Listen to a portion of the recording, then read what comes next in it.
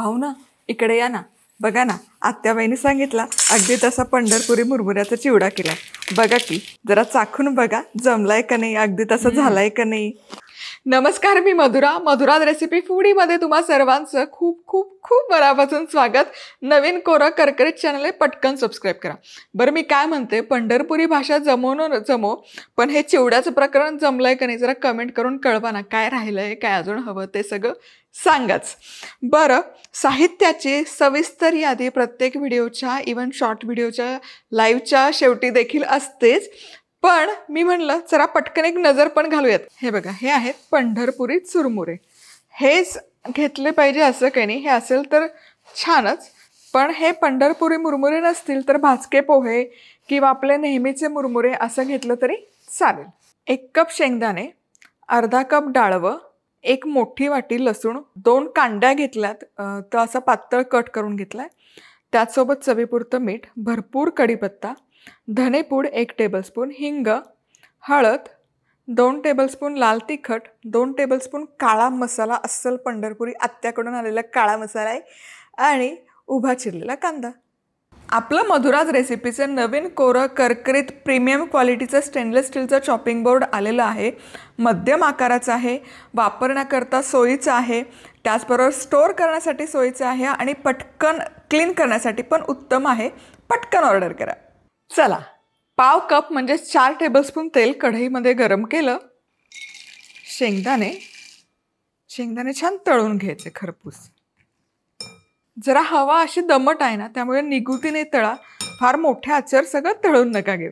बरं, या चिवड्याला आहे ना कमीत कमी तेलाचा वापर होतो, अगदीच तेलकट नसतो, खूप कमी तेलाचा वापर असतो. आणि ते कसं जुळवून आणायचं ते दाखवते की पुढे. चला, शेंगदाणे खरपूस तळून झाले.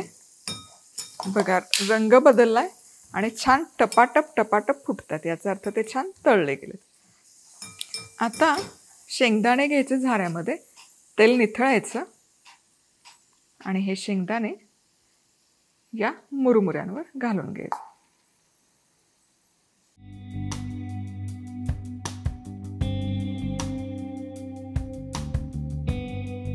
चला, आता डाळवं देखील तळून घ्यायचं. डाळवं जरा झाऱ्यातच बघते होतंय का, तो नाही होत आहे. चला, कढईतच टाकलं. छान खरपूस करून घ्यायचं. हे पण तेल खूप कमी लागतं म्हणून मी छोटूशीच कढई घेतली आणि कमीच तेल टाकलं. चला, डाळवं तळून झालं.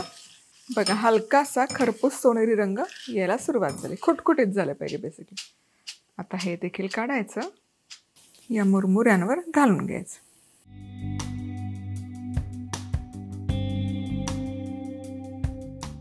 चला, आता कढीपत्ता छान खरपूस तळायचा, कुरकुरीतच झाला पाहिजे. आणि थोडं थांबा, यातला ओलावा पूर्ण निघून गेला पाहिजे, नाहीतर मग चिवडा आपला आहे ना मऊ पडेल. चला, आता हा तळलेला कढीपत्ता चिवड्यावर. चला, आता लसूण थोडा आणखी आहे माझ्याकडे. लसूण जास्त लागतो या चिवड्याला, जितका जास्त लसूण तितकी चव छान लागते. लसूण देखील खरपूस तळायचं. आहा, तळलेला लसणाचा असा खमंग सुवास तरवळतोय, क्या बात आहे. हे बघा, हलकासा खरपूस सोनेरी रंग आलाय आणि अगदी मंद आचेवर तळायचा. लसूण आपल्याला कुरकुरीत करायचा आहे, त्यामुळे अजिबात मोठ्या आचेवर तळू नका. आतपर्यंत तो आहे ना कुरकुरीत झाला पाहिजे, नाहीतर नरम राहिला तर मग गेला चिवडा, कामातूनच गेला. म्हणून लसूण छान असा खरपूस होईपर्यंत, आतपर्यंत खरपूस होईपर्यंत तळणं गरजेचं आहे. चला, आता हा काढूयात.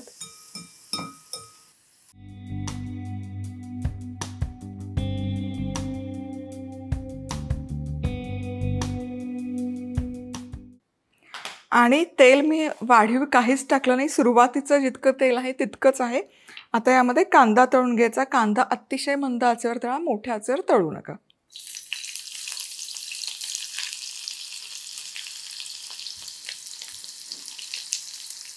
चला, कांदा तळून झालाय. या रेसिपी करता कांदा आहे ना स्पेसिफिकली उन्हात सुकवलेला, इवन लसूणही उन्हात सुकवतात, कोरडा करतात आणि मग तळून घेतात. पण इथे मी हा ताजाच कांदा खरपूस तळून घेतला, जेणेकरून तो मऊ नको पडायला. हे बघा, आता हा मस्त असा कुरकुरीत खरपूस तळलेला कांदा यामध्ये.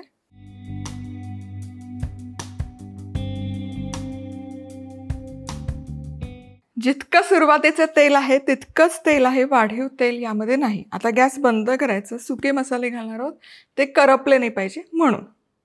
सगळ्यात आधी हिंग, धणेपूड, हळद, लाल तिखट आणि हा काळा मसाला घालायचा. मिसळून घ्यायचं. आहा हा हा, या काळ्या मसाल्याचा इतका खमंग असा सुवास तरवळतोय, क्या बात, भारी दिसतंय. आता हा मसाला किंवा मसाल्याची पेस्ट या चिवड्यामध्ये अशी घालून घ्यायची. वा वा वा वा, क्या बात क्या बात क्या बात. आता मसाला पूर्ण थंड नाही करायचा, हलका ओला आणि गरम असतानाच पटपट मिसळून घ्यायचा.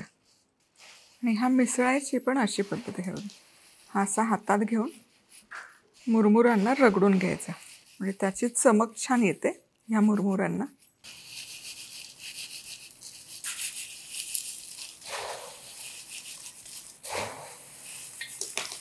हलकासा मसाला याला चोळत आला की यामध्ये आता सगळ्यात शेवटी घालायचं मीठ. मीठ हे छान चोळून घ्यायचं, हे असं. वा वा वा, भन्नाट.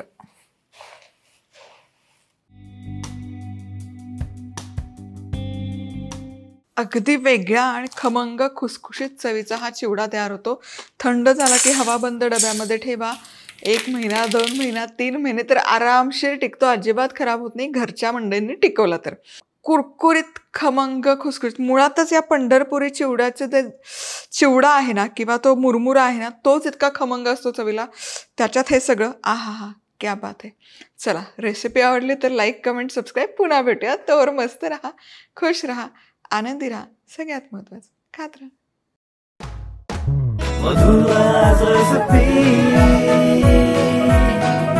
मधुराज रेसिपी, महाराष्ट्राची अस्सल चव.